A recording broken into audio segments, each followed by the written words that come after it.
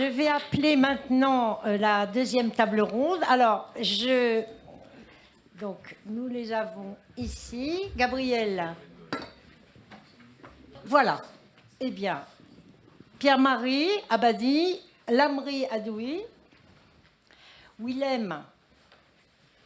Où est-il, Willem? Ah. Please join, Jérôme. Anthony. Et alors, Grégor sera par Zoom. Espérons qu'il sera là, parce que la Pologne a des choses à nous dire, très importantes et intéressantes. Gabriel, c'est à toi. Merci beaucoup. Okay, I will, good evening everybody. I will try to speak in English. I welcome the representatives that we are having here on stage and online. And I must say that you will see over there an empty chair which had the name Belgium on it. But you will get some insights from Belgium at the end of the day.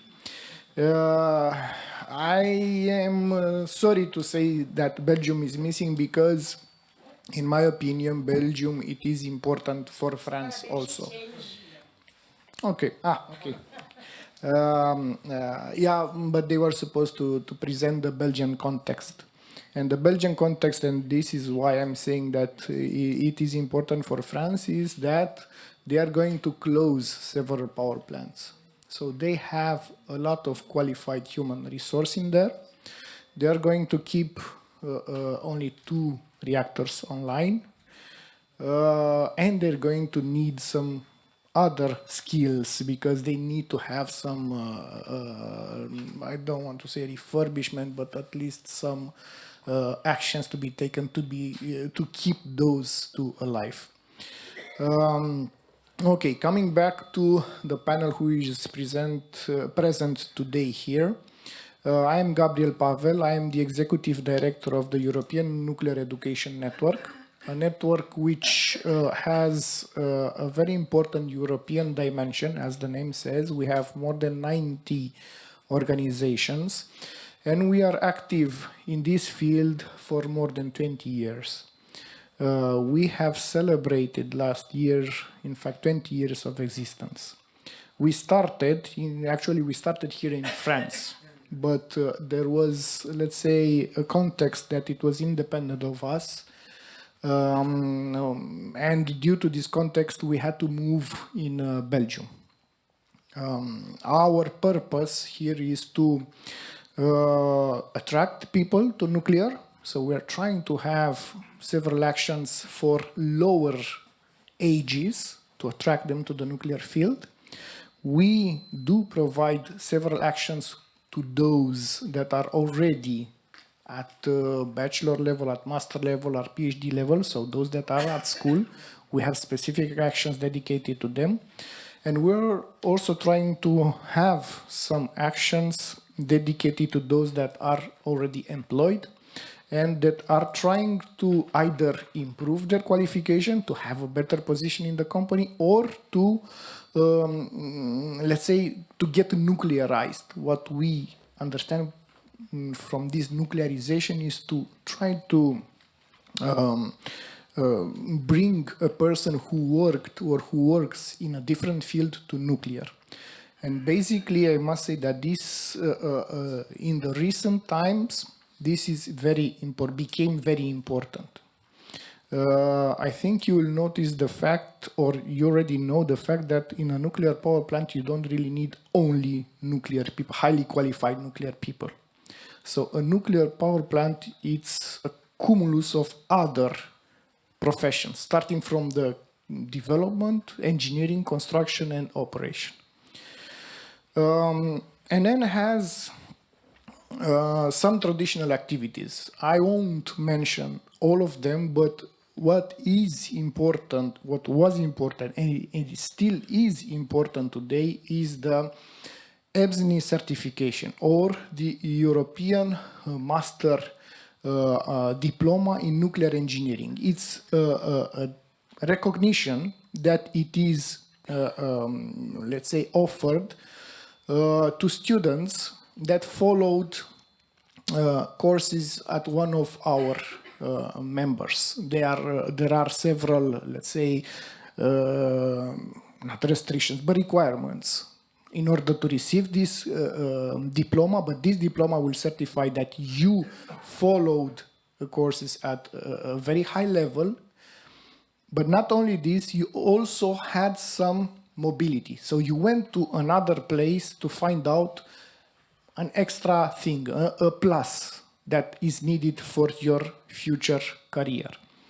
So this is one important mentioning. Another important mentioning is that we are also collaborating with a lot of international organizations. So we, let's say, have involvement with international IEA, for example, with OECD and so on, a lot of international organizations, a lot of sister networks all over the globe, and we are covering most of the continents.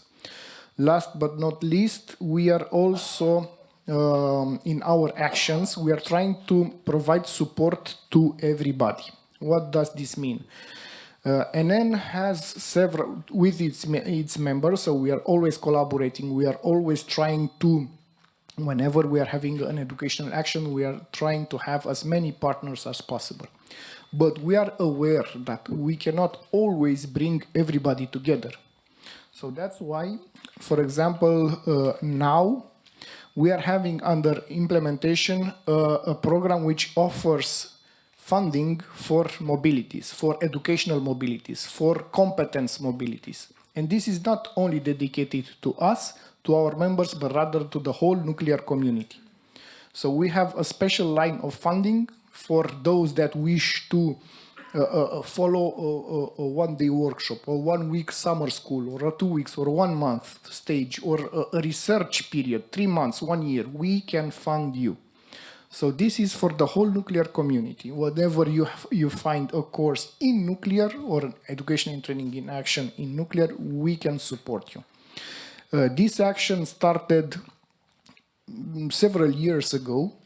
We finished that first stage, and then we got so many requests to continue that we decided to move forward and to increase it. So today we have a 2.5 million euros fund dedicated strictly to, let's call them students, at different ages. Think of a student as starting from a secondary school and going up to an employee. Let's call them all students, because they will get more knowledge, more competence for their life.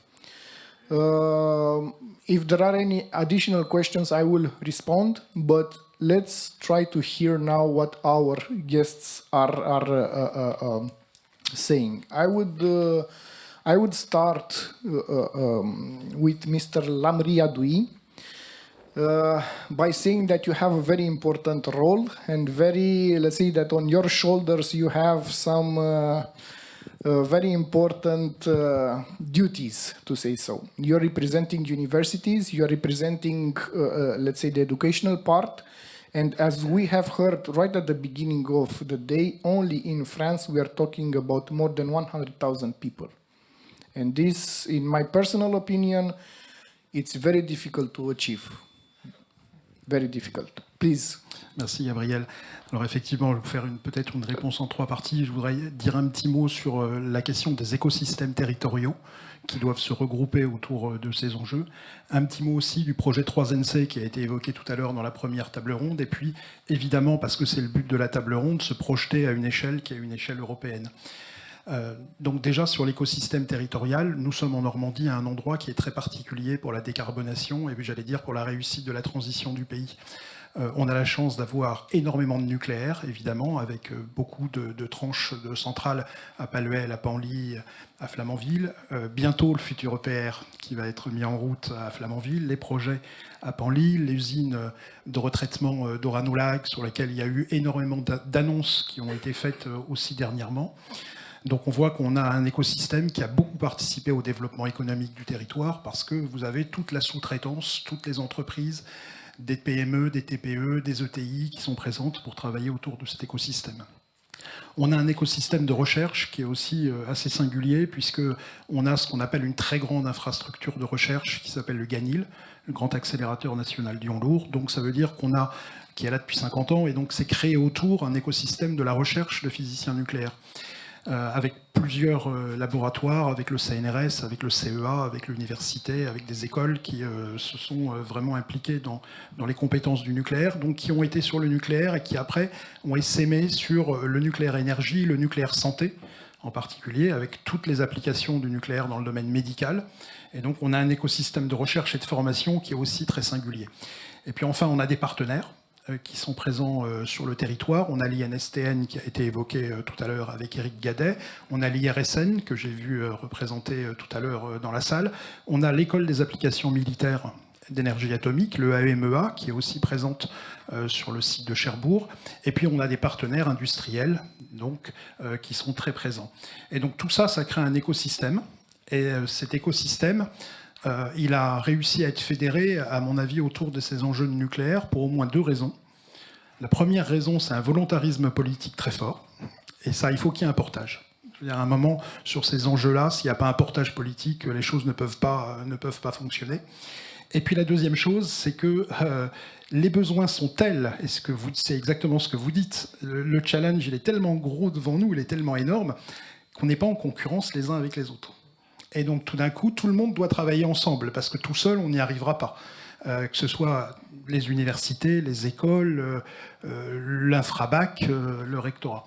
Et donc ça, pour revenir au challenge, c'est vrai que c'est quelque chose qu'on a essayé de mettre en place très rapidement, dans des délais qui sont extrêmement courts et qui changent, à mon avis, toute l'image qu'on a de l'université, de l'enseignement supérieur de façon générale. C'est qu'on a été en capacité, en l'espace de 3 ou 4 mois, pas plus, de se fédérer avec l'UMN qui est présente ici, qui nous a beaucoup aidé parce qu'on avait l'identification des compétences nécessaires avec le GIFEN et le programme Match, avec les collectivités territoriales, avec l'ensemble des universités, de la filière, des collectivités.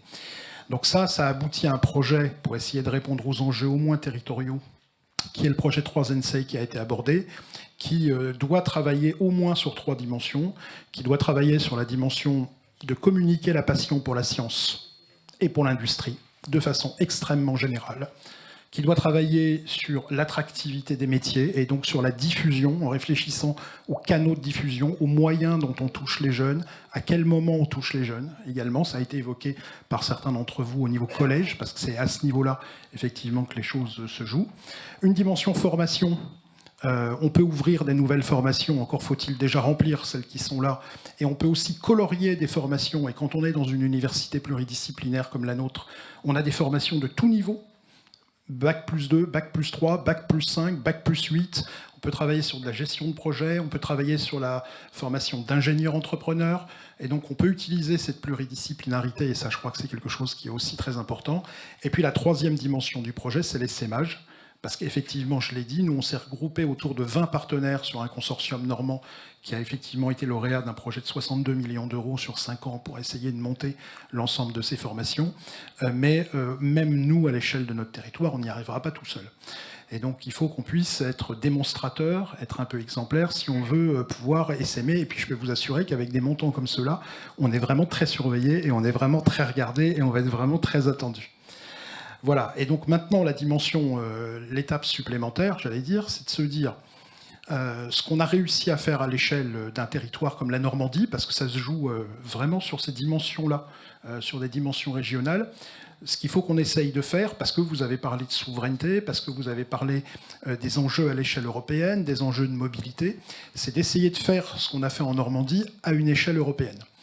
Et donc ça, nous, notre idée maintenant, elle est de 2 types. Elle est d'essayer déjà de créer un réseau d'universités. Et donc, on a mis en réseau 18 universités de 18 pays différents qui sont intéressés par la relance du nucléaire, qui veulent nous suivre. Et donc là, on va faire de la mobilité, j'allais dire, très académique, sur lequel on va pouvoir s'échanger des étudiants et s'échanger des formateurs, parce qu'on va avoir un gros enjeu sur la formation de formateurs, évidemment. Et puis, dans un deuxième temps, plus ambitieux, qui ne dépendra pas que de nous, c'est de se dire ce qu'on a fait à l'échelle d'une région, il faut qu'on essaye de le faire à l'échelle européenne. Et donc d'essayer de mettre en réseau des écosystèmes territoriaux qui regroupent les partenaires économiques, qui sont les demandeurs, les universités, les collectivités territoriales et la société civile, y compris au travers d'enjeux de recherche participative, de co-construction et de diffusion de la culture scientifique et technique. voilà, donc un peu les enjeux qu'on a devant nous, et on a bien conscience que les enjeux sont extrêmement élevés, et que c'est bien un défi qu'il faudra qu'on relève tous ensemble.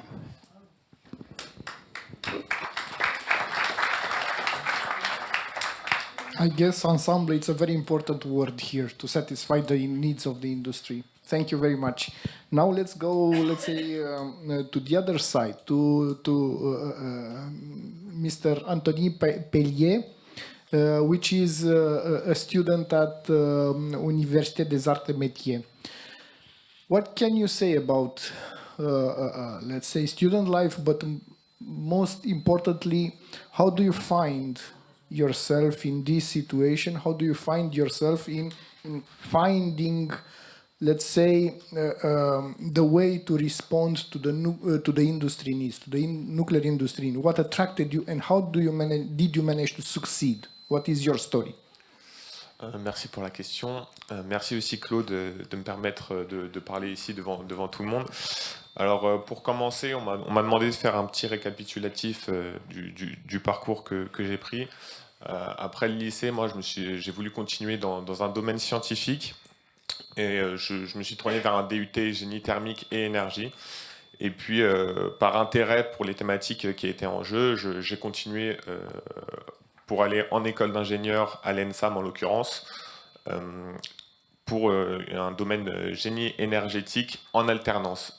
La voie de l'apprentissage, je pense qu'elle est très très importante dans notre cas, et c'est extrêmement utile. Comme on l'a dit, je pense que tout le monde est d'accord pour dire qu'on apprend énormément sur le tas en métier, en plus des compétences académiques qui sont données par l'école. Moi, j'ai la chance de pouvoir pouvoir faire mon apprentissage à EDF pendant mes 3 années, et sur un domaine, sur le projet CIGEO. Donc, je suis très honoré par la présence de Monsieur Abadi aujourd'hui. Et il faut savoir que EDF est très. Ouais, je l'ai visité avec Claude. Il faut savoir que EDF d'ailleurs est très en avance sur l'accompagnement des alternants et sur la formation au cadre des tuteurs et du suivi qu'on leur donne. Donc on est plutôt. Je connais aucun alternant qui a une mauvaise expérience à EDF en tout cas. Pour ce qui est du stage à l'étranger, c'est vrai qu'il y a plusieurs améliorations et plusieurs cas un peu anxiogènes pour les étudiants, de ce que j'ai entendu, et de mon cas personnel aussi. Pour rappel, la mobilité internationale, c'est une condition diplômante. C'est-à-dire que tous les élèves doivent le faire. Et même factuellement, plutôt subjectivement, c'est aussi un moyen de fidéliser énormément d'alternants. Il faut savoir que il y a les échanges qui se font entre écoles, mais les alternants, nous pouvons faire un stage à l'étranger dans d'autres entreprises, ce qui est, je pense, aussi une très très bonne expérience et qui est valorisable. Maintenant, c'est vrai que on ressent un problème, un décalage entre l'offre et la demande. C'est-à-dire que comme je l'ai dit, actuellement, il y a plus de 30 000 diplômés en ingénierie chaque année. Chacun doit passer par la mobilité internationale. Et donc, forcément, ça crée énormément de demandes. Et on n'a pas forcément l'impression qu'il y ait les offres qui puissent répondre à cela. Et ce décalage, il s'accentue encore plus avec le fait qu'on n'a pas forcément la visibilité sur les offres. Alors, on a entendu précédemment plusieurs outils, mais on n'est pas forcément au courant d'où aller chercher pour trouver ces emplois, trouver ces bonnes offres de stage. Et je pense que c'est un problème sur toutes les thématiques. Moi, j'ai pu le vivre sur la thématique des déchets nucléaires. Je voulais trouver un stage justement pour les déchets nucléaires, enfin pour travailler dedans. Et c'est quand même un très grand enjeu sur l'avenir du nucléaire, et j'ai pas forcément trouvé, su où aller chercher, etc. Donc c'est dommage, ça peut un peu contraindre les personnes. Et je pense aussi que le fait qu'il y ait beaucoup de demandes et peu d'offres, ça crée des situations où l'élève n'a pas de réponse, parce que, je sais pas, la personne à qui on s'est adressé va pas... Alors que ça soit positif ou négatif, mais souvent les étudiants sont en demande de réponse. Et ça va créer un problème un peu psychologique, entre guillemets, sur l'étudiant, car on va plutôt avoir un manque de confiance de ce que j'ai vu, et on va avoir ce stage qui va plus devenir une contrainte qu'une valorisation sur un CV comme ça devrait l'être.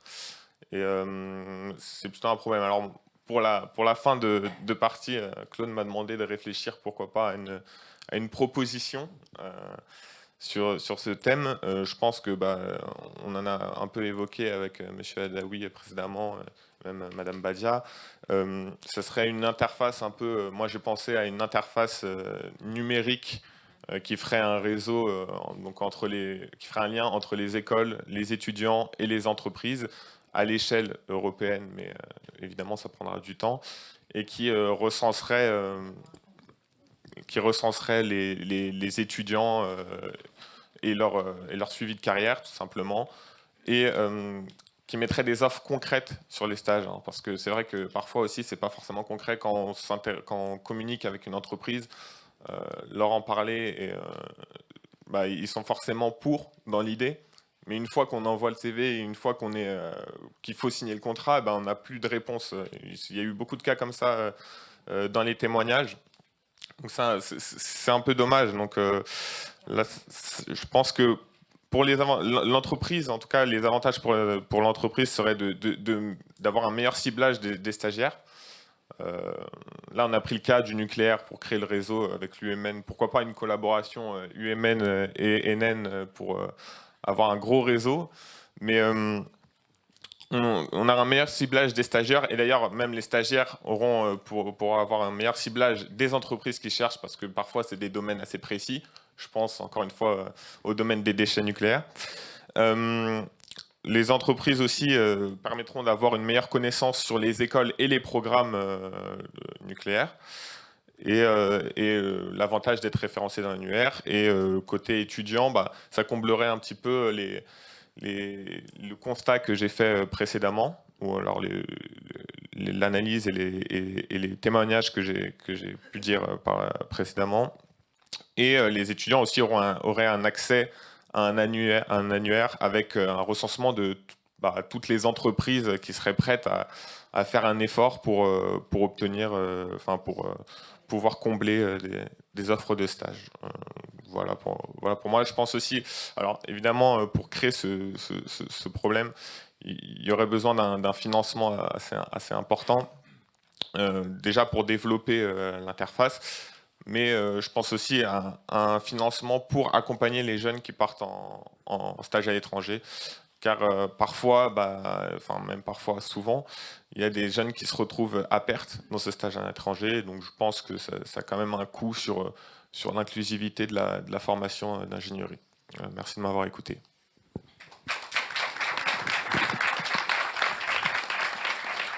Thank you also, and I just want to say that I'm happy that our program can support youngsters like you finding a stage outside. And the next statement that I made is very difficult coming from a professor, but I need to say it because I'm also a professor in a university, and whenever I'm asking a student when after they finished, what did you like most in following this university? Le stage. Yeah, so it's very important for a person to see beyond the equations on the table, beyond the pictures and so on. It's very important to see how the theory moves into practice. So this is very important. We move forward now with to Mr. Pierre-Marie Badi. You have, let's say, a very important position in a very important company, which has, again, a very important role in the nuclear field. What are your challenges? What are your challenges in terms of, let's say, human resource, given the fact that you not only operate at French level, but you also operate at international level? I can... Très bien, merci. Alors, bonjour à tous. Le premier challenge, c'était de répondre à la demande de Claude d'intervenir sur une table ronde plutôt orientée vers le marché européen avec un projet qui est fondamentalement un projet national. qui n'est pas un projet qu'on exporte, parce que chaque projet de stockage de déchets radioactifs est une pièce unique qui se fait dans un contexte national. Et pourtant, alors d'une part j'ai relevé le défi, et d'autre part, quand on parle de coopération et de formation, je crois qu'il y a d'une part un fort ancrage dans les territoires, et c'est ce que je vais développer dans un premier temps, un peu en écho à ce qu'a dit M. Adoui, et en même temps, sur certains autres sujets, il y a des enjeux fortement internationaux. Alors, peut-être pour comprendre cela, je commencerai par rappeler un peu les spécificités de CIGEO par rapport à tout ce qu'on a dit ce matin, en début d'après-midi, et notamment ce qu'a dit Hélène Badia. Alors, nous avons des spécificités à l'ANDRA. La première, c'est qu'on ait une maîtrise d'ouvrage forte et un exploitant, mais qu'on ne produit pas nous-mêmes. Donc, il y a des tas de professions très importantes pour la relance du nucléaire qui ne nous concernent pas. Les chaudronniers, les soudeurs, voilà, tous ces métiers ne nous concernent pas. La deuxième chose, c'est que par contre, il y a des métiers qui nous concernent, qui sont peu ceux du nucléaire, mais qui sont très sollicités, typiquement les travaux souterrains. Dans le monde aujourd'hui, il y a énormément de travaux souterrains. Il y a le Grand Paris, mais il y a eu des tunnels en Suisse, et il y a des tunnels à Hong Kong, il y en a un peu partout. Donc ça, c'est des métiers qui ont une dimension très internationale. Et puis, on a aussi des métiers de la sûreté qui ont été assez peu cités aujourd'hui, mais que je cite souvent comme administrateur au conseil d'administration du GIFEN. C'est les métiers de sûreté. Je pense que tout le monde sous-estime, si tout le monde s'y met, le nombre de personnes qu'il faudra pour assurer de la sûreté. Et ce n'est pas pour assurer une réponse administrative à une autorité de sûreté, c'est pour assurer la sûreté dans la maîtrise d'ouvrage, chez les prestataires de rang 1, et malheureusement aussi dans les prestataires de rang inférieur, et c'est un grand défi de la filière. Une autre spécificité de l'ANDRA, c'est le temps de ces projets, en fait. Le temps de ces projets, c'est pour ça que je parlerai pas mal de knowledge management. On a parlé de knowledge management tout à l'heure parce que, comme le disait Vincent Lebiez, nos projets durent longtemps et parfois trop longtemps. Mais les déchets radioactifs, c'est un cas extrême en termes de transmission intergénérationnelle. Et puis, la troisième chose, c'est que, à la différence de nos camarades, on est installé dans des zones qui sont des zones non nucléaires. Dans des zones qui peuvent avoir une tradition industrielle, le Grand Est, mais on ne se compare pas à la région Normandie en matière d'expérience dans le nucléaire. Alors ceci, une fois dit, il y avait deux sujets que je voulais partager avec vous. Alors, tout d'abord, c'est les enjeux de formation et de recrutement ancrés dans les territoires. Et puis après, je parlerai un peu plus longuement de knowledge management. Alors, la coopération dans les territoires, elle est très ancienne, et depuis, elle remonte déjà à l'époque où on faisait essentiellement de la recherche, parce que quand on était avant tout un acteur de recherche, on travaillait avec l'Université de Nancy, avec l'UTT à Troyes, et on a continué à construire des coopérations là-dessus. Bien évidemment, maintenant, ça a changé de dimension. Maintenant qu'on est dans des phases beaucoup plus opérationnelles de préparation de chantier. Donc on travaille beaucoup avec l'échelon régional, le Grand Est. Alors là, après avoir parlé de la Normandie, la région Grand Est, elle a deux grands enjeux, l'énergie et puis l'automobile. Et c'est une grande région industrielle, mais c'est une région qui a une tradition nucléaire beaucoup moindre. Donc il y a un vrai enjeu de construire, d'identifier les formations professionnelles. C'est vrai au niveau régional, mais c'est vrai au niveau infrarégional, avec des écoles d'entreprise à un niveau plus local, voire même dans des territoires ruraux, des maisons de formation dans le domaine rural. Et puis on a des spécificités, comme je le disais, les travaux souterrains, et à l'initiative du département de la Meuse et du GIP 55 qui est financé par les producteurs de déchets, ils ont en fait lancé ce qu'on a appelé le POSES, qui est un pôle de compétences sur les travaux souterrains, dans l'idée de constituer des compétences, non seulement pour notre projet, mais en fait pour les métiers du souterrain, sachant que ce sont plutôt des métiers qui, avec la fin des mines, avaient plutôt disparu. Alors, ce que je dis est un peu faux et caricatural parce que nos collègues d'EFAGE, ils insisteraient sur tout ce qu'on fait dans le domaine souterrain, mais c'est quand même des secteurs dans lesquels il a fallu reconstruire des compétences. Alors, une fois qu'on a parlé formation, et je pense que c'était un peu en fil rouge de nos discussions d'aujourd'hui, en fait, on ne manque pas tellement de formation initiale. On a à peu près, quand on fait des cartographies, on a à peu près ce qu'il faut. Le sujet, c'est de les remplir. Et donc, on a avant tout un sujet d'attractivité. Alors, on l'a dit, c'est pas qu'une attractivité du nucléaire, hein, c'est une attractivité de l'industrie en général, Badia l'a dit, et c'est pour ça que le GIFEN travaille très étroitement avec l'UIMM, parce que le sujet, c'est pas de se piquer entre, déjà, c'est pas de se piquer entre acteurs du nucléaire, les forces vives, mais non pas de se les piquer entre secteurs industriels, mais c'est bien d'attirer en plus vers l'industrie. Et donc, ce travail d'attractivité, là aussi, il s'ancre dans les territoires. Ce que vous avez dit tout à l'heure sur les écoles, etc., les collèges, je pense qu'il y a 4 ans, je pense même 3 ans, on ne l'aurait pas dit. Déjà, nous, on avait essayé de rentrer dans les collèges et on avait été, comment dire, repoussés hors des collèges. Voilà. Ça change. On a eu des grands moments. On a fait en liaison avec le GIFEN notamment une rencontre sur notre site. On a accueilli près de 600 collégiens pour leur faire découvrir tous les métiers du nucléaire. Ça a un grand succès. Vous parliez d'alternants et on est très content chacun des alternants qu'on peut avoir. Ça permet notamment à des alternants dans des métiers où ils ne viendraient pas spontanément vers nous. Dans l'environnement, par exemple, on a besoin dans l'environnement et je pense que quand on fait de l'environnement, on ne se dit pas la première chose, c'est de s'occuper des déchets et des déchets radioactifs de surcroît. Mais en fait, ils viennent chez nous en alternance, en fait, ils ont plutôt tendance à y rester. On travaille aussi sur les clauses sociales pour faire revenir des gens loin de l'emploi vers l'emploi. C'est clair que c'est difficile. Et dans des territoires plutôt ruraux, où le chômage frictionnel est à des niveaux très élevés, c'est clairement difficile. Donc on soutient toutes ces initiatives locales et j'insiste sur le fait que ça ne peut se faire qu'à un niveau très ancré dans les territoires, régional, départemental avec les maisons de l'emploi et puis avec les acteurs de proximité.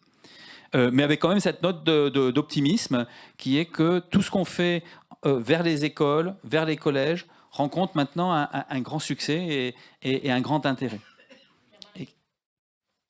Oui, voilà. Ça, c'est la fameuse réunion de l'UMN à Bure. Et vous voyez qu'il y avait beaucoup de monde.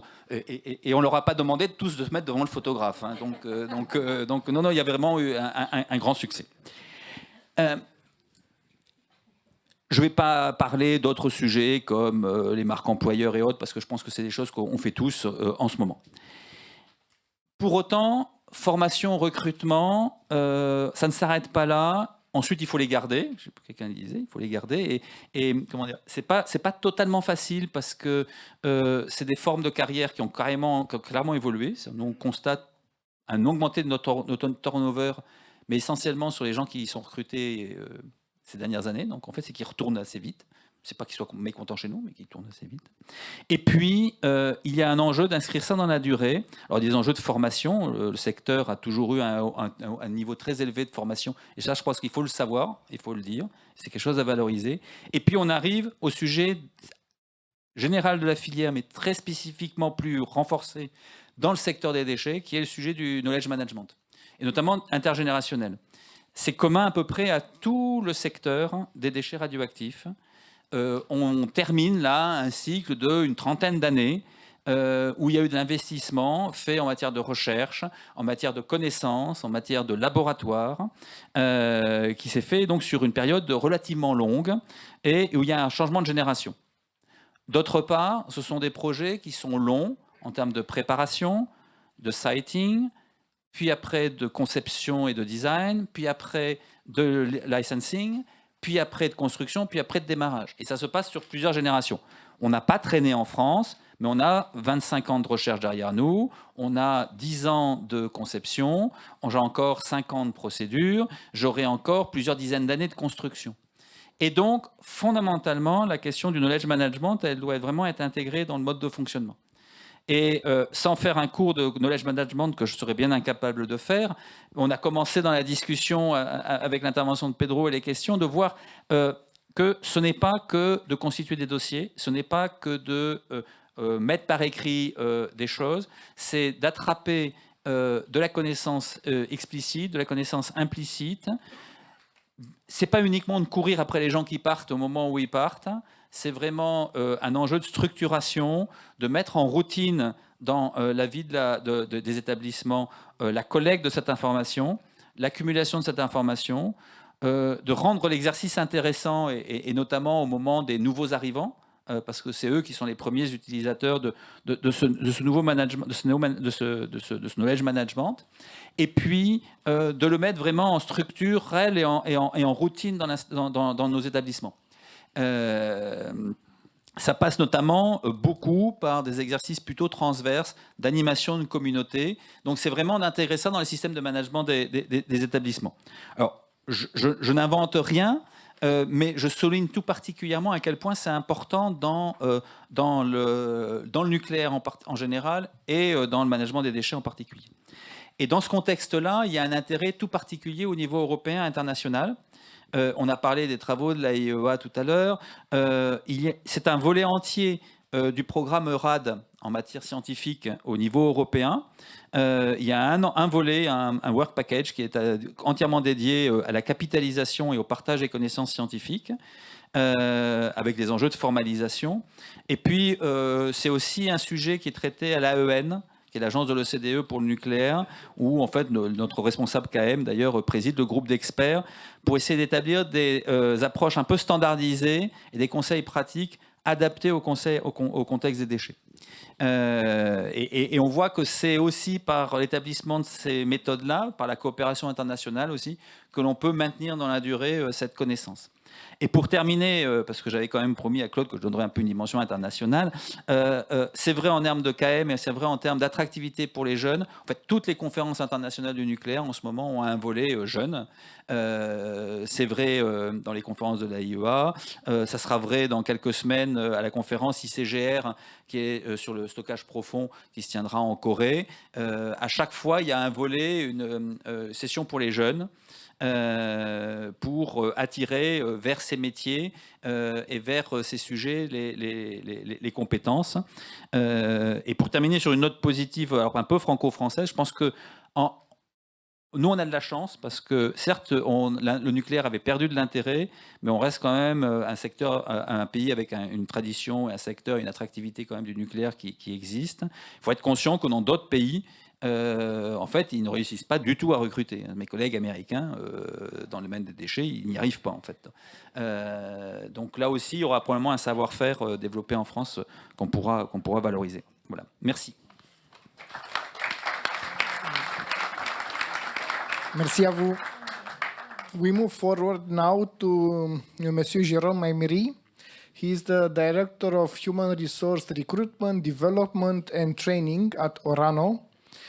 So you need to deal with, let's say, not only the problems of human resource, which again you have a specific due to your field of work, but also your company deals with fuel for today's power plants in France, abroad, but also for future power plants. What would be your challenges in this human resource and in this context? Du coup, chez Orano, les challenges, c'est ceux qu'on a évoqués là, pendant toutes les conférences, hein, c'est ceux de recruter. Donc, juste quelques figures, quelques chiffres. C'est 2000 recrutements à peu près que l'on fait cette année. On a accru les recrutements, hein, puisque Orano, c'est une marque relativement récente. Hein, pour tout le monde, c'est le cycle du combustible. Donc, du coup, on est issu de la restructuration du groupe Areva. Framatome nous a quittés et a rejoint EDF pour la partie réacteur. Et donc, on est, nous, sur l'ensemble du cycle du combustible. Et donc, sur le cycle du combustible, on a beaucoup de besoins à la fois pour remplacer les départs, mais aussi pour accompagner l'effort de développement. Hein. Donc, comme pour EDF, il faut qu'on maintienne les usines en fonction, les usines de retraitement, hein, qui devront être amenées à continuer jusqu'à la relève. Donc, comme on l'a évoqué en début de conférence, la bonne nouvelle, c'est que la relève a été annoncée par l'État, qu'il faut la préparer, et que pour préparer cette relève, du coup, on a besoin de recruter beaucoup de personnes, ce qui nous amène à nos 2000 personnes à peu près. On est un peu international quand même, Orano, puisque sur le cycle du combustible, si à partir de l'étape de l'enrichissement, on devient très français. La première étape, l'étape minière, c'est-à-dire que l'extraction du minerai d'uranium, elle est totalement internationale. C'est une spécificité française, c'est-à-dire que nos réacteurs, ils fonctionnent avec de l'uranium qui provient de pays hors Europe d'ailleurs, je pourrais dire. Donc ça, c'est une forte spécificité qui nous amène aussi parfois à pouvoir proposer des stages à l'étranger, même si c'est un petit peu difficile, on y reviendra. Donc un groupe qui est à la fois très français dans son historique, mais qui a des forts développements au niveau international et qui surtout a des clients qui sont partout dans le monde. Bien sûr, notre client privilégié étant EDF et très franco-français, mais on a aussi des clients partout dans le monde et qui utilisent notre combustible. Donc c'est 2000 recrutements par an. La bonne nouvelle, c'est qu'on arrive à les faire. Bon, voilà, hein, c'est quand même important de se le dire. Une fois qu'on a dit ça, c'est vrai que c'est important aussi de se dire qu'on est collectif et que donc, comme EDF, comme Framatome, on est aussi inquiet pour nos sous-traitants, pour nos fournisseurs, puisqu'on est conscient qu'on attire plus facilement que quand on est une petite PME avec des contraintes de sourcing très régionaux. Donc on est aussi là pour s'aider collectivement dans la filière. C'est pour ça qu'on participe à beaucoup d'actions qui sont faites. Mais aujourd'hui, on a réussi à recruter. Alors la bonne nouvelle, c'est qu'on arrive très bien à travailler, alors un peu sur le modèle allemand, hein, parce que du coup, dans les 3 régions où on se trouve, hein, nous, on est moins positionné au niveau national qu'EDF. On est vraiment sur 3 régions. La Normandie, qui est une vraie région difficile pour nous, parce que c'est vraiment une région quasi de plein emploi. La vallée du Rhône, avec nos usines d'enrichissement et aussi du recyclage, parce qu'il y a l'usine Melox qui est là, et puis l'Île-de-France, qui est un peu générique. Donc sur ces régions, il faut qu'on attire et qu'on travaille avec le monde universitaire, mais aussi les mondes, on a travaillé la diversité des profils, on est à peu près, on part du CAP jusqu'au bac plus 7. Donc on travaille très bien à tous les niveaux. Alors aussi l'UMN nous aide beaucoup. Hélène a évoqué les bourses d'études, hein, c'est un dispositif qui nous aide à identifier des jeunes dès le départ. Anthony, un bon exemple, hein, c'est des fois on prend des jeunes qui commencent au niveau bac pro, qui après vont faire un bac plus 2, puis après qui vont continuer sur des écoles d'ingénieurs. Donc ça, c'est une grande réussite de l'alternance, c'est qu'en termes de diversité de sourcing et d'accompagnement financier, ça nous permet d'aller chercher des profils qui sont intéressants. Donc je dirais qu'on travaille bien. Tout le monde l'a dit, le sujet n'est pas aujourd'hui de développer des formations, même s'il faut en développer un petit peu à la marge, mais c'est de donner envie aux jeunes de venir sur nos métiers, et ça c'est vraiment important. Et c'est un objectif commun aussi bien au monde économique qui est le nôtre qu'au monde académique, et je pense qu'on y travaille assez bien. Et puis, le challenge, il est après de les accompagner. Ça, c'est comment on recrute par rapport aux gens et aux jeunes qui ont le bon diplôme, qui va bien. La bonne nouvelle des entreprises quand elles recrutent beaucoup, c'est que les managers, ils sont moins élitistes qu'ils ne l'étaient historiquement. Alors ça, je sais que c'est un point commun de Framatome, d'EDF et d'Orano, mais aussi du CEA. C'est que les managers qui recrutent, ils sont très pointus, et je pense à Landra aussi, sur les profils qu'ils recherchent. Bon, quand ils ont 20 recrutements à faire d'un seul coup, ils sont beaucoup plus ouverts au profil, et ça, c'est vraiment une de nos chances. Moi, je suis arrivé dans le groupe, on recrutait des opérateurs à niveau Bac plus 2 pour la Hague. Aujourd'hui, on recrute des gens qui n'ont pas du tout de background, qui n'ont même pas du tout de background scientifique, et on va les former à des CAP. Ils n'ont même parfois pas le niveau CAP. Donc ça, c'est un travail de longue haleine qu'on fait au travers des CQP, et ça, je trouve que c'est une force. Ça nous permet aussi de diversifier énormément les profils. Et donc quand je vous dis on arrive à faire les 2000 recrutements par an, c'est aussi parce qu'on ne va pas chercher que dans les bac plus 5, que dans les bac plus 2. On va aussi chercher des gens qui sont un peu éloignés de l'emploi, et c'est vraiment important pour nous, et ça marche globalement assez bien, même si ça nous demande beaucoup de travail. On va revenir aussi vers le monde académique, hein, puisque une fois qu'on a identifié avec les partenaires, les personnes qui vont bien, il faut les former. Et là, on revient vers les mondes académiques qui nous forment. Et FAIS, les écoles de soudage, etc., sont aussi nos partenaires. Et dernier élément qui est important en termes de formation, on a développé de plus en plus, on parle du compagnonnage, c'est vrai que toutes les grandes entreprises du nucléaire l'ont, et on est aussi sur des écoles des métiers, hein, c'est un peu du compagnonnage officialisé, hein, c'est-à-dire que sur tous nos grands métiers, le recyclage, l'enrichissement, même sur le transport, hein, puisqu'on est spécialiste du transport des matières nucléaires, on va avoir des écoles des métiers qui vont former à partir de formateurs internes, des jeunes et moins jeunes d'ailleurs, à nos métiers. C'est ce qui nous permet, je dirais, de trouver les personnes dont on a besoin. Et il faut continuer à faire tout ça parce que les besoins, ils croissent, et ça, je ne vous l'ai pas dit. Orano, on augmente à peu près de 30% tous les ans nos besoins en recrutement. Donc forcément, à un moment donné, il n'y a pas que la région Normandie qui est un petit peu asséchée en termes de marché de l'emploi. Ça va arriver sur à peu près tous les secteurs, donc il faut vraiment qu'on travaille collectivement. Ça, c'était le premier point. Après, je voulais rebondir aussi sur la partie plus internationale. Alors, en écho à ce que dit Anthony, je pense qu'il y a un vrai travail de réflexion. Nous, entreprises, on a quand même beaucoup poussé à avoir des jeunes, surtout les Bac plus 5, là pour le coup, avec une ouverture internationale. Et ça, je vais continuer à vous dire que c'est un vrai plus que les jeunes arrivent avec un Bac plus 5, avec une ouverture internationale. Maintenant, il faut voir comment on veut le faire. Et donc là, moi, j'ai travaillé beaucoup avec les États-Unis, puisqu'on est peu nombreux aux États-Unis, mais on a quand même des équipes là-bas. La notion de stage aux États-Unis, elle existe quasiment pas. C'est des partenariats avec certaines écoles. Et donc, du coup, quand je demande aux États-Unis, parce que bien entendu, tous nos jeunes, alors je suis un peu en lien avec EFAGE, on va faire des stages à l'étranger, souvent pour les jeunes qu'on a testés avant, parce que c'est une telle galère d'accueillir des jeunes en stage à l'étranger, qu'on le fait pour les gens qu'on a testés, qu'on a appréciés et qu'on veut accompagner. Donc ça, c'est une première limite du dispositif. Mais du coup, il y a quand même un questionnement à avoir. Et là, je me retourne vers le monde académique avec lequel je travaille très bien. Rendre cette ouverture internationale obligatoire, c'est un peu ce que nous dit Anthony, c'est un peu anxiogène, c'est un peu contraindre énormément ces jeunes si on n'est pas en mesure de les accompagner. Et si moi je me mets juste du point de vue d'une société comme la nôtre de 17 000 salariés assez présente au niveau international, c'est pas aussi facile que ça que d'accueillir des stagiaires à l'international, parce que du coup, cette notion de stage, on va pas la retrouver dans tous les pays. Et après, le jeune, il est connu d'une structure en France. Les backgrounds à traduire pour nos managers allemands, par exemple, puisqu'on a une petite équipe en Allemagne en ingénierie, c'est compliqué.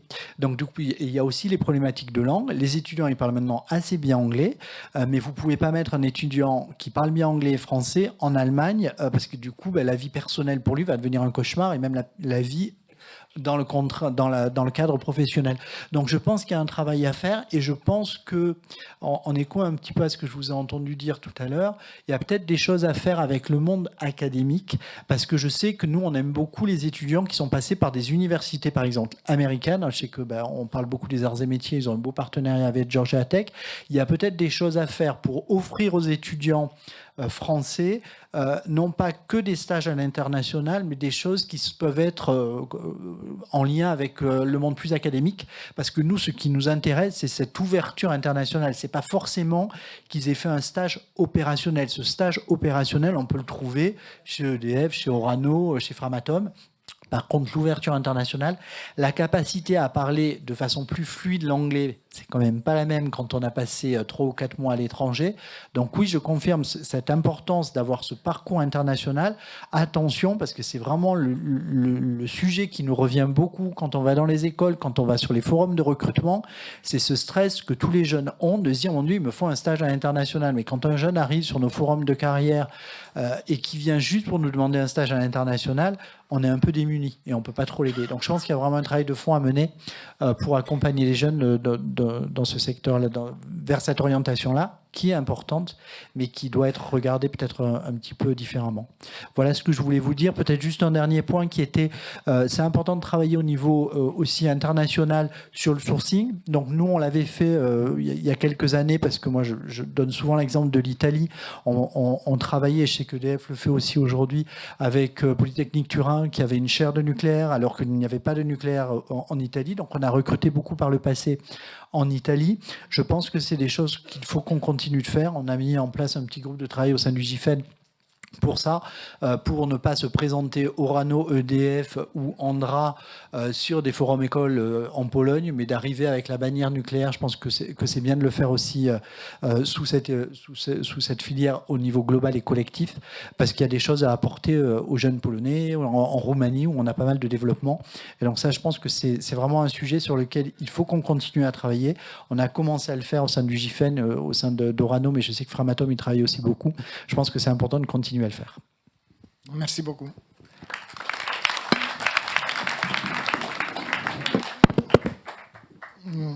Let's go a little bit to Europe.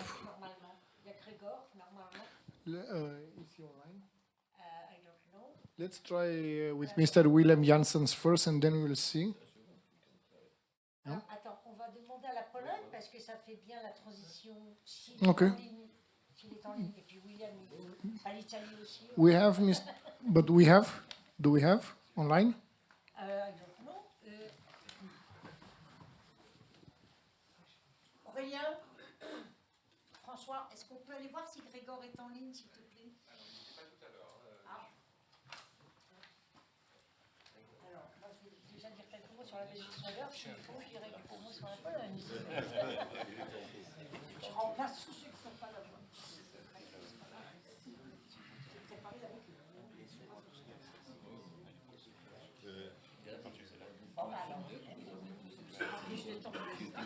Ah, okay. Great.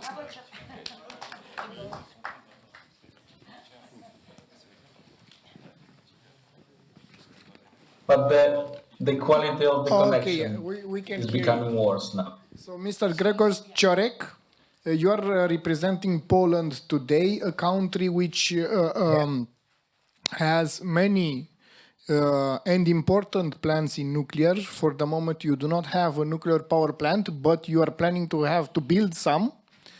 At least for the first two, we know that you have chosen a US technology. But let's try to see if you can integrate your choosing into the European context. Maybe we can also have, let's say, formation made by European companies and so on. Can you tell us a little bit of the Polish context, what is going to happen? Of course, you don't need to share confidential information, but we would like to see what is the situation in Poland. Thank you. Good afternoon. Can you hear me? Because the connection is not so good. I'm not sure if I heard the whole We can question. hear you. We can hear you. Okay. So I try to fit to the issue raised in the. First of all, thank you for the invitation. I represent the Institute of the Power Engineering. When you look at the picture from the carbon pricing perspective, which is from the regulatory point of view very important, nowadays Poland is in the worst position in the EU as regards the sources of energy. We are still after a big progress, but we are still with 70% of its energy mix coming from coal, like in France, coming from nuclear. Yes, so we see these two words. This, of course, reflects, among other things, the economic and industrial role. It also reflects some kind of social attitude to coal, which was sometimes called black gold, yes, for a long time. Now I think that we all are aware that we should phase out from coal, but the problem is that the social acceptance a little decreased for such issue as well for the European Green Deal during the energy crisis, and in my opinion, we are still in the energy crisis. Luckily, public support for the nuclear energy is very high, surprisingly, luckily, and we hope that it is some kind of mandate to go with the nuclear energy in our energy mix.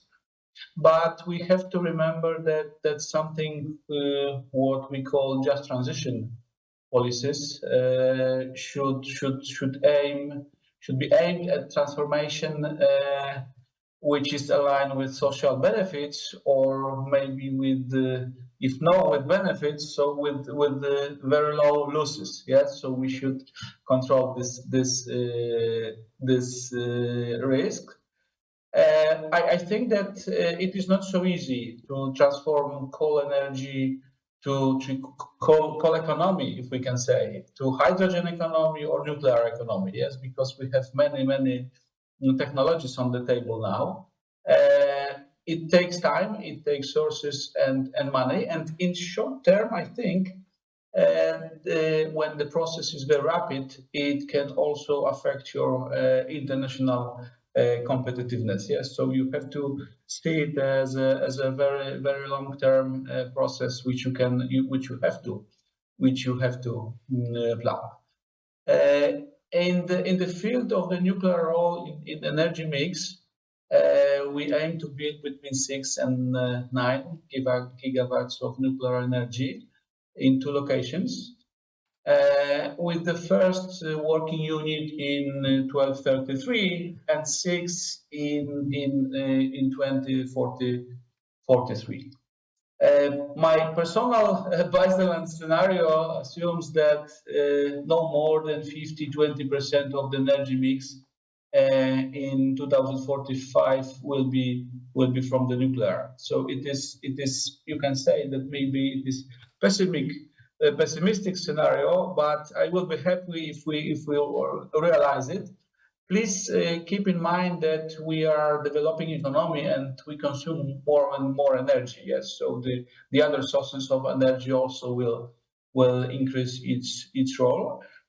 I think that in the short run, the main competitor for nuclear energy is natural gas, because we are developing the infrastructure and we hope that the natural gas will become more decarbonized. And we have to also admit that it is more flexible thanks to LNG. So I think that it is some kind of competition between these two sources from my point of view when I look at the Polish energy mix, up-to-date investment, environment in which we work, and the future. But I would like to see more nuclear energy. We will see if it will happen. We know that now Westinghouse company has been chosen, and also private project conducted by PGE. It is a private company, and Korean company HNP. This project is in progress. We are waiting for the second location when it comes to the Polish national nuclear energy program. And when we take into account what you said today, I think that we could find some arguments to also consider the third technology, which comes from the EU. I highlight that it is my personal point of view because our institute is governed by the ministry, so I cannot say in the name of ministry or even any agenda. From my personal point of view, there are some advantages to have 3 technologies on the table, because, of course, they differ to some extent, but since the 3 exist, there is the chances to increase the role of nuclear energy and energy mix is increasing, as I said. And I think that it can be also interesting, or maybe not interesting, but also important for us from the geopolitical point of view. Yes, to have technology developers coming from different perspective, operating on different value chain, and generally, I think and I hope that it can profit for the whole ecosystem of the nuclear energy which we want to build. So maybe that's enough at this moment. I don't know if you have other additional questions, or should I go to the training maybe to some extent?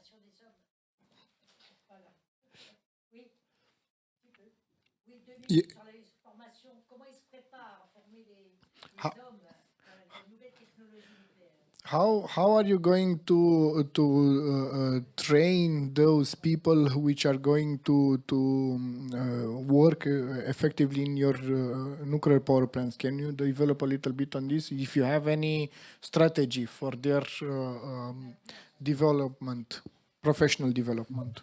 Yes.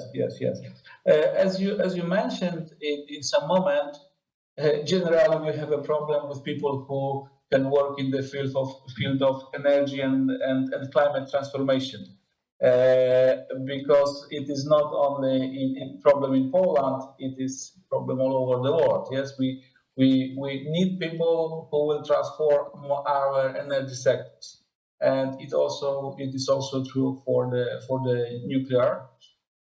When it comes to the Polish national program of the new nuclear energy sector development, we assume that it can even demand about 50,000 workers during the whole program. Yes, so it's extremely challenging for us, and I think that we first of all should rely on our own resources, but we should also rely on international relations. Yes, and I like those issues which you raised at the beginning of the panel also, that you want to spur the mobility among people at different fields of education to play the role of knowledge and skills spillovers. Yes, because it is very, very important.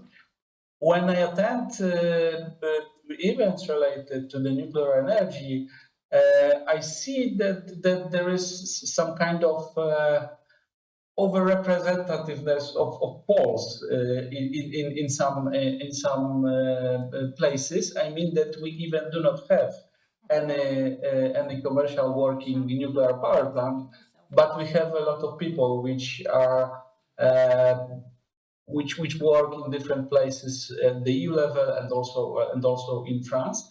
To some extent, we should rely on them. I hope that it is one of the important sources of improving our skills. We have some plans in. I have to say also that Polish universities have a long history in educating people for nuclear sector. Of course, it was usually correlated, mainly negatively correlated with the political declarations related to development of the sector. But we have some traditions. We have networks. We have contacts. We have willingness, yes, to do it. And of course, the core constitutes technical competences, but I think that as we assume that only up to maybe one fifth of these needs will be related to the specific nuclear knowledge.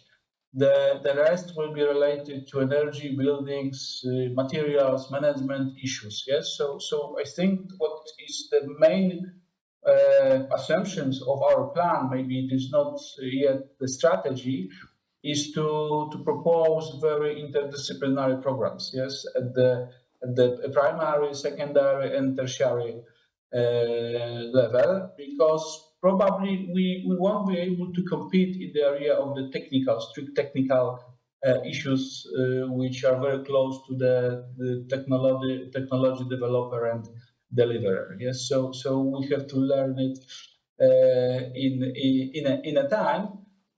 When we observe our, we can say, market, we see huge wave of interest in nuclear energy education from students, schools, companies, different stakeholders, public agencies, but also we see it in the field of the other energy studies, yes, except coal, we can say.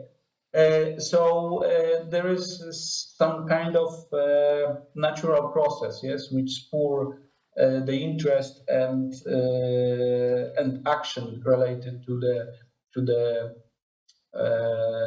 development of human skills, of human resources, and there is a plan which was approved at the end of the last year.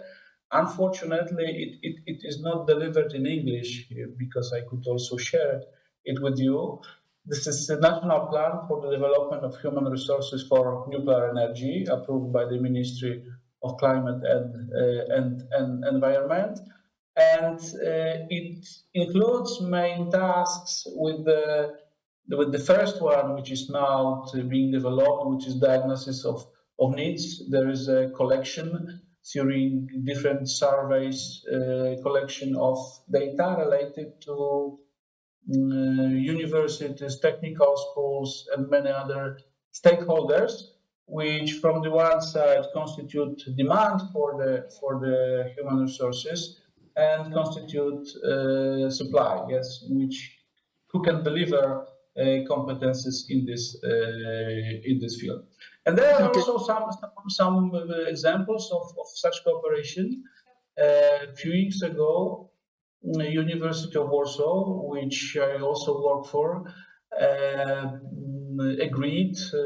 established a cooperation with 3 Korean institutions, and they aim to establish European training center to transfer the knowledge, yes, from the Korean scientists and workers to Polish people who will project, build, and operate on the nuclear power plant in Ponin Kąpno. So it is the concrete example, last example of cooperation. Of course, we are still at the beginning, yes? So we won't be able to use it to build this human resources without support of external stakeholders like you, for example.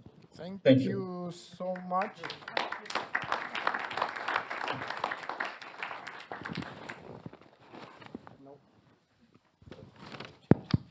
Now it works.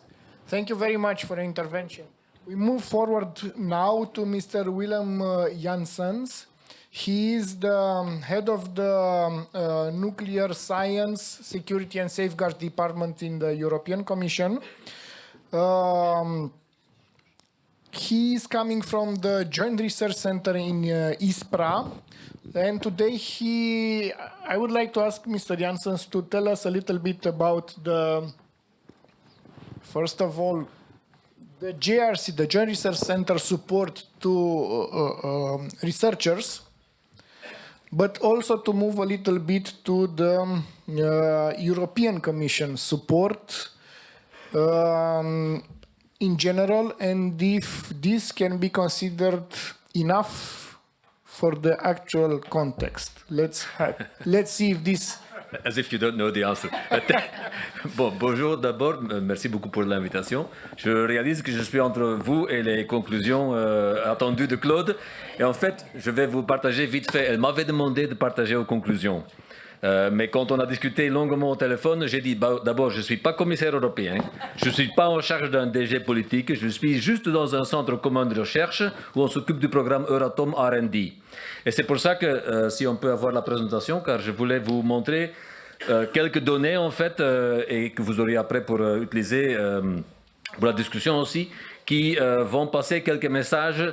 Qu'est-ce que Euratom R&D peut amener à ce grand défi de développement du force de travail et de l'éducation et formation pour les gens nucléaires et pour leur relance en fait, pas uniquement en France, pour l'Europe entière.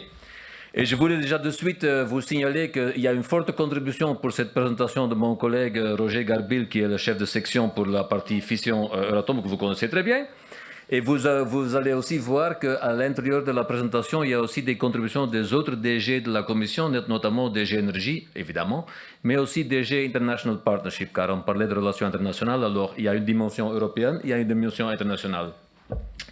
Ça, c'est le contenu, mais je vais vite commencer avec ça. C'est un grand slide, mais c'est pour ça que je me suis mis ici. Ça, c'est le budget de la Commission en entièreté, quasi 400 milliards. Regardez ce qu'on a là-dessus pour la partie Euratom, même pas 2 milliards. Bon, la fusion, ITER, ils ont quand même 5,6 milliards. Je vous donne cette information. Vous pouvez y réfléchir, vous pouvez dire que c'est bon, que c'est pas bon, c'est pas à moi. Mais c'est ce que les États membres ont voté et c'est ce qui a été attribué au budget de la fission. Et en fait, vous allez voir de suite qu'à l'intérieur d'Euratom, c'est même pas tout le budget qui va à la fission. Il y a d'abord une grosse partie, disons 40%, qui va à la fusion de nouveau, la fusion recherche. L'autre, c'était la construction de la machine. Alors, à la limite, ce qu'on a comme budget fission pour la recherche, c'est ce qui est géré par DGRTD dans les actions indirectes, et c'est le budget de recherche Euratom R&D du Joint Research Center proprement dit, qui en fait supporte aussi le développement. Mais bon, je voulais vous mettre en perspective ces chiffres-là. Voyez le chiffre du budget recherche et développement non nucléaire. Excusez-moi, c'est par an ou pour cette... Non, Ça, c'est pour 5 ans. Les chiffres ici sont pour 5 ans. Ça, c'est le chiffre pour 7 ans. OK? Il y a 2 milliards pour 7 ans, mais vu qu'on n'a pas encore de budget voté pour les 2 dernières années, je n'ai que le chiffre officiel en fait pour les premières 5 années. Mais le message ici, c'était le suivant. Vous avez certainement dû parler aussi des European Human Research Observatory for Nuclear, les études qui ont été faites pour quantifier disons, le workforce qu'il faut. Le chiffre que j'ai en tête, c'est qu'il y a dans 80% des métiers qu'on a besoin pour la relance nucléaire, on est en compétition avec le reste de l'industrie qui n'est pas nucléaire nécessairement. Alors, si on regarde où on peut obtenir les compétences, il ne faut pas uniquement viser le budget Euratom. Regardons ce qui se fait dans la recherche et développement dans les autres disciplines. Vous avez parlé beaucoup des soudeurs. Ce n'est pas moi le spécialiste des soudages, mais les avions, ils ont des soudures à faire aussi, à mon avis. Ceux qui sont dans le pétrolier, ils ont des soudures à faire aussi. Alors, à mon avis, on a intérêt à ne pas se concentrer uniquement sur le budget Euratom. Il n'est pas très grand, alors déjà, il ne va pas pouvoir vous aider tout ce que vous aimeriez avoir, mais de regarder aussi et d'être proactif, disons, aller dans ces domaines de recherche en motivant les chercheurs qui sont là-bas de considérer le nucléaire comme un futur emploi. Mais pas appeler ça un projet nucléaire, car autrement, ils vont vous renvoyer chez Euratom. Alors, on va leur demander de faire des programmes de recherche qui aident aussi le développement nucléaire, mais qui n'est pas nucléaire par soi. Ça sera une première recommandation. Je vous ai dit qu'il y a d'autres DG. Ça, c'est trop large pour lire tout, mais bon. Classiquement, qu'est-ce qu'on fait dans la partie recherche et développement? Il y a la partie sûreté. Vous avez insisté que ça reste très important d'avoir les compétences dans la sûreté. On a entendu d'Andra la partie gestion de déchets. Ça fait dès le début, en fait, un programme de recherche important. Il y a de nouveau la fusion, mais il y a aussi la partie application non nucléaire. Nous, on met ça en avant souvent pour attirer des chercheurs. Quand ils ne sont pas d'un pays nucléaire proprement dit, on peut quand même leur intéresser à venir faire de la recherche dans des installations nucléaires, car on a les applications médicales, on a les applications spatiales, l'application dans l'agriculture et tout ce que vous voulez. Et souvent, ça leur ouvre les yeux et ça leur amène en fait à mieux apprécier ce que ça veut dire, travailler dans le nucléaire et faire de la recherche là-dedans. Il y a nos collègues de INPA, International Partnership, qui en fait, eux, j'ai un slide après là-dessus, qui font beaucoup de outreach international. Et à mon avis, on devrait se connecter plus prochement à eux.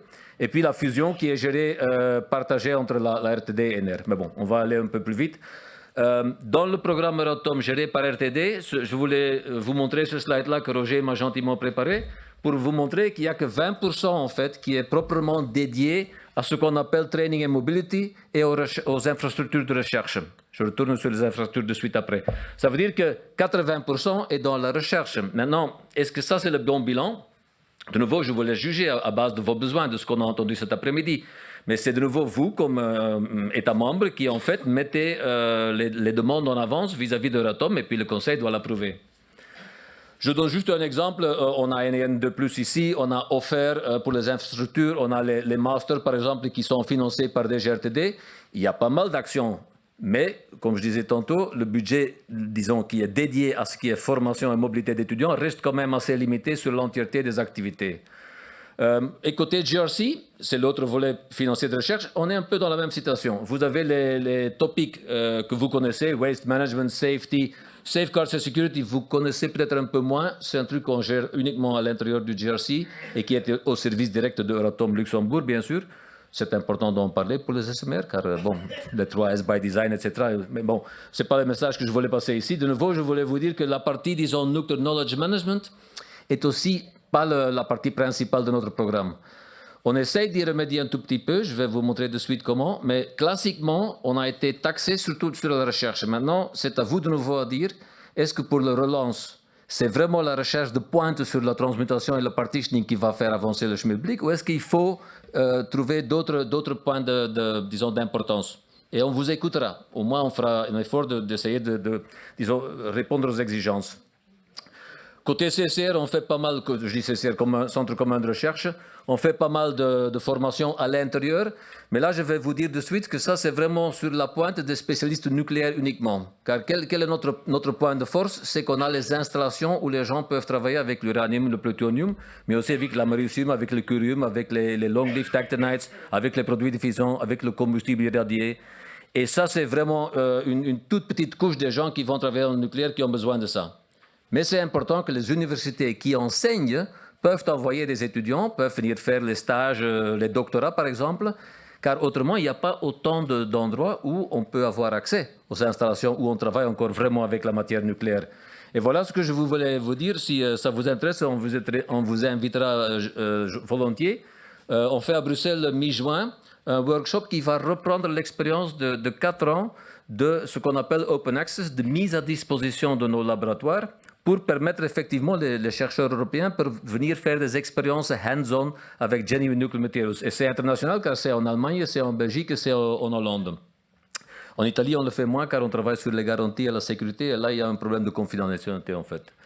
Et pour finir, je voulais vous donner un slide sur les collègues de International Partnership car il y a un budget assez important, en fait, 200 millions, qui va à l'instrument de la collaboration de sûreté nucléaire, ça s'appelle, qui couvre sûreté, gestion de déchets et garantie, et qui s'adresse entièrement en dehors de l'Europe, mais qui développe pas mal de capacity building. Alors, ce n'est pas exclu qu'il y a des participations à ces projets-là, côté chercheurs et personnes européennes qui auront besoin d'être formés.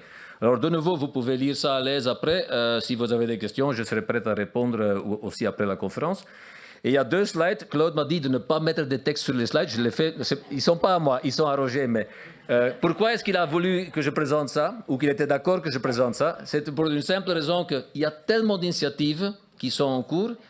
Essayons d'avoir dans chacune de ces initiatives cette sensibilisation aux compétences, mais surtout aussi aux jeunes. Comme on s'était dit avant, que dans la plupart des conférences maintenant, on trouve des jeunes, eh bien, on essaye en fait ici, avec tous les partenaires que vous voyez, de faire une chose de la même façon. Et vraiment conclure, et ça c'est très provocatif, je vous ai donné les chiffres pour le budget Euratom, les 2 milliards. Regardez un peu ce qu'il y a au niveau de capacity building et formation dans le non-nucléaire. De nouveau, à mon avis, il faut qu'on regarde sérieusement qu'est-ce qu'on peut utiliser de tous ces instruments qui sont là avec des budgets énormes et qui permettront quand même de satisfaire certains des besoins que vous avez, car une autre chiffre que j'ai en tête, c'est qu'il y a 50% de force de travail qu'il faut vient du supply chain, ne vient pas des installations proprement dites qui opèrent sur les sites différents. Et ça, à mon avis, il y a de nouveau des compétences qu'on pourrait obtenir de là-bas. Voilà, et avec ça, j'espère que ce n'est pas trop vite. Si vous avez des questions ou après, vous pouvez toujours me contacter aussi. Merci.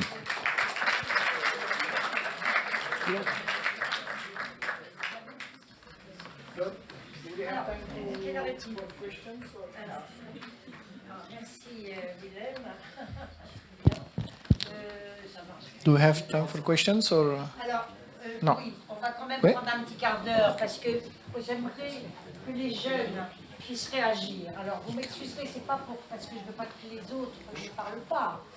Elisabeth va prendre la parole, mais les 2 Elisabeth d'ailleurs. Mais les jeunes, j'aimerais bien, parce qu'on a quand même beaucoup parlé à votre attention cet après-midi, enfin, là, dans cette table ronde.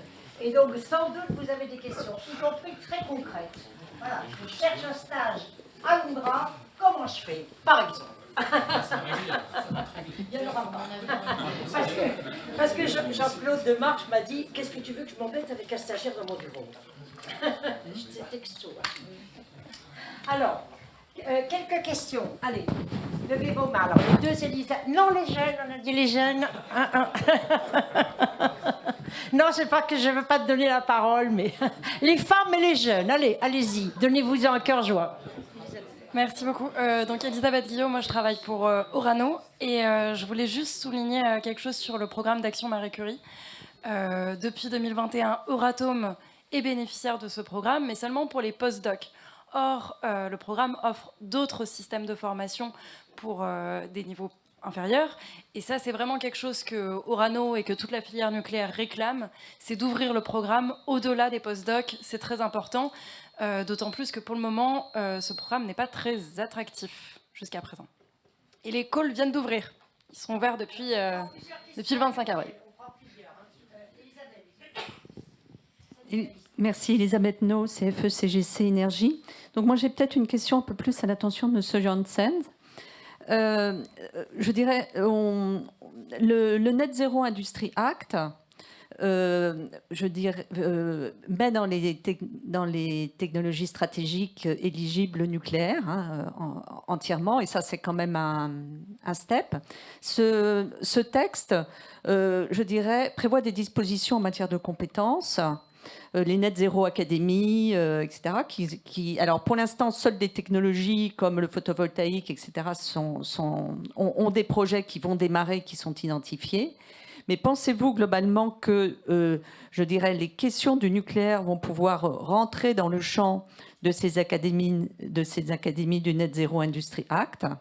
Ça, c'est une première chose. Et plus généralement, puisqu'il y avait aussi le pacte des compétences européen, est-ce que petit à petit, on va pouvoir, je dirais, rentrer dans ce périmètre? Parce que moi, je ne vous cache pas qu'en tant que syndicat, donc dans un certain nombre de comités au niveau européen, comités de dialogue sociaux, électricité notamment, on entend toujours parler des compétences du renouvelable. Je dirais, il y a et même les fédérations européennes sont extrêmement courtisées par l'industrie du renouvelable dans différents réseaux et projets européens, et qu'on vous attend, enfin on attend avec impatience le moment où on va pouvoir aussi travailler en lien avec et vous entendre dans ces instances. Alors, les jeunes, voilà, derrière, au moins un. Bonjour, déjà, merci à vous d'animer cette table ronde qui est très intéressante. Pour le coup, c'est ma première, donc merci. Et on a beaucoup parlé des problèmes, que ce soit Anthony qui a évoqué le problème qu'on a tous pour le stage à l'étranger, qui devient, en fait, on trouve un stage par dépit, qui n'est pas forcément dans notre domaine. Et pour venir à ma question, c'est pour ne pas arriver sur ce stage par dépit, parce que parfois nos entreprises à nous en alternance ne peuvent pas nous aider à trouver un stage à l'étranger, trop petites structures ou des structures qui ne sont pas développées à l'étranger malheureusement. Qu'est-ce que vous faites, par exemple, vous, monsieur, pour accompagner vos alternants? Comment vous les accompagnez? C'est quoi la solution, si vous en avez trouvé une, ou comment vous le faites aujourd'hui pour les accompagner, vos alternants, à l'étranger, ceux qui sont basés en France et qui veulent justement enfin avoir leur diplôme? Du coup, c'est ce que je vous disais, c'est difficile. Surtout que nous, on est au Kazakhstan, on est en Mongolie, la partie internationale. Aux États-Unis, la notion de stage n'existe pas, donc c'est difficile. Donc ce problème n'est pas d'accompagner, parce qu'une fois qu'on a identifié le stage, parce que du coup, les jeunes, quand ils sont chez nous, ils créent plein de networks qui leur permettent parfois, par leur réseau, de trouver ce stage. L'accompagner, après, c'est assez facile. On a pas mal de mesures financières qui accompagnent. Donc le problème n'est pas d'accompagner, parce que là, on a pas mal de solutions. Le problème est de trouver. C'est pour ça que je dis... Je suis moins critique que vous, parce que vous dites on prend des stages par dépit. Retenez surtout ce que je vous disais, c'est que ça vous donne une ouverture internationale. Donc, si vous avez fait un stage dans un grand opérateur en France ou comme premier step, c'est là où vous avez appris le métier. Le stage à l'international, c'est une expérience culturelle à l'international, et c'est aussi un moyen pour vous de travailler plus l'anglais. Donc ne soyez pas aussi exigeant quand vous allez chercher un stage à l'international que vous ne l'êtes quand vous cherchez un stage chez nous en France, qui va durer d'ailleurs un peu plus longtemps. Déstressez-vous là-dessus. Okay. Merci, je vais essayer de me déstresser. Et si jamais, je recherche toujours mon stage à l'étranger pour ma part. Donc si vous voulez échanger à ce sujet... alors moi j'ai jamais fait de stage en fait à l'étranger, je suis juste en alternance. Chez Vinci, c'est une filiale de Vinci qui s'appelle CGLEC Tertiaire de France Fluide. Oui et non. Mais recrutez-moi quand même si vous voulez. Non, je voudrais dire un petit mot très important quand même à ce niveau-là. Bon, je ne sais pas, Fabien aurait pu témoigner, il est chez Assystem. Bon, donc il a demandé un stage à l'étranger, il fait son alternance, ça se passe très bien. Les arts et métiers aussi, son cursus c'est très très bon. Assystem ne veut pas le caser à l'étranger. Ou alors un an aux États-Unis, bon, lui, ça lui pose un problème. C'est un stage de 6 mois obligatoire pour qu'il puisse avoir son diplôme. Et donc, en plus, les États-Unis, c'était aux frais, papa, maman qui paye le voyage. Il faut trouver un héberger là-bas, enfin, etc., etc. Bon, donc, il dit, en plus, il va chercher d'autres ailleurs qu'à Système, voilà. Et du coup, le débouché dans l'emploi, Système qui l'intéressait, ça va lui passer sous le nez. Donc, je dis, attention, écoutons la demande des jeunes. Parce que, par exemple, Anthony nous l'a dit, il voulait faire son mémoire, il fait son mémoire de fin d'études sur CIGEO. Donc c'est quand même très intéressant. On n'a pas tant de jeunes que ça qui demandent à aller dans la gestion des déchets nucléaires. Un magnifique sujet, emblématique de toutes les questions économiques, sociales, financières, éthiques, démocratiques, géopolitiques, etc., etc. Il veut faire ça. Il ne trouve pas de stage. Attends. Je m'agace. À un moment donné, entendez mon message qui est assez clair et qui est de dire on sait travailler avec le monde académique, il faut retravailler avec le monde académique pour arrêter de demander des injonctions paradoxales à nos étudiants. On touche du doigt la difficulté que les entreprises, puisque vous citez un système, on l'a dit, pour les entreprises c'est compliqué. Donc essayons de réfléchir à une solution qui soit... Il ne faut pas toujours tout mettre sur le dos des entreprises, sinon on n'arrive pas à trouver la solution collective. Alors attention, on ne met pas sur le dos des entreprises. Je suis responsable de formation en apprentissage. C'est effectivement une vraie galère. La jeunesse est notre avenir. Nous ne devons pas les faire stresser à 20 ans parce qu'ils n'auront pas leur diplôme sous prétexte qu'ils n'auront pas trouvé leur fameux stage international. Alors, il ne faut pas dire c'est aux académiques de faire le truc. En fait, tout vient de la commission du titre de l'ingénieur. Qui est à la commission du titre de l'ingénieur ici? Personne. Bien. Eh bien, il faut leur dire à ces messieurs, parce qu'il y a quand même beaucoup de messieurs dans cette commission du titre de l'ingénieur, qui ont effectivement des injonctions absolument impossibles pour ces pauvres jeunes, surtout en apprentissage, qui sont issus de la diversité, qui ont peut-être pas papa, maman, qui ont des copains, qui ont des copains qui sont aux États-Unis et au Canada. Donc, effectivement, moi j'ai 25 jeunes chaque année qui ont vraiment un stress absolument important. Le point des industries du nucléaire, c'est le secret industriel. Et là, avec Orano, on a des difficultés et avec d'autres aussi, parce qu'effectivement, non seulement les jeunes, ils ne peuvent pas partir dans des filiales. Parfois, il n'y en a pas. Mais en plus, ils ne peuvent pas partir dans certains pays parce qu'on a trop peur. La Chine, le Qatar, l'Arabie Saoudite, là, les entreprises disent « Ah non, vous partez ». Mais ce qui serait bien, c'est quand même de partir ou en Italie, en Espagne, en Luxembourg, où effectivement, on n'a pas de problématique sur le secret industriel. Donc attention, les jeunes, c'est notre avenir, c'est votre avenir. Donc il faut leur mettre des tapis rouges, quoi. Et alors, la dernière chose, quand même, sur les contrats d'apprentissage, quand c'est pas fait dans une filiale du groupe, eh ben, les contrats sont arrêtés. Et on n'est pas payé. Alors ça, pour le coup, on a une bonne réponse, nous, on ne les arrête pas et on accompagne les jeunes. C'est pour ça que ça, c'est super. Ça, c'est super. Merci. Ce qui n'est pas vrai pour toutes les entreprises. La plupart, chez moi, ils arrêtent le contrat. Non, mais juste un mot pour rejoindre ce qui vient d'être dit. Ça veut dire qu'il y a une commission du titre d'ingénieur qui est là pour accréditer les diplômes. Si vous ne mettez pas un stage obligatoire dans votre formation d'ingénieur, votre formation n'est pas accréditée et vous perdez le droit de délivrer le diplôme. Je trouve qu'elles sont extrêmement claires. Après, je vous rejoins. Pourquoi est-ce que l'important c'est l'internationalisation, l'important c'est l'immersion dans un milieu autre. C'est pour ça qu'on va, nous, je le disais tout à l'heure, à une échelle européenne où on n'a pas les problèmes, parce que vous avez raison, de départ et aussi d'accueil d'étudiants internationaux sur nos sites, aller utiliser Erasmus, je veux dire sur des Erasmus multipartenaires, où on va avoir une quinzaine d'établissements qui se mettent en réseau de manière à faire de la mobilité internationale des étudiants à l'intérieur d'un réseau, j'allais dire, de confiance, d'un réseau sécurisé d'établissements qu'on aura choisis pour coopérer et qui auront une valence qui ressemble à la nôtre. Mais effectivement, on a ce frein de la CTI sur lequel on pourra discuter effectivement, mais peut-être que l'internationalisation dans le milieu académique peut convenir, y compris à la CTI.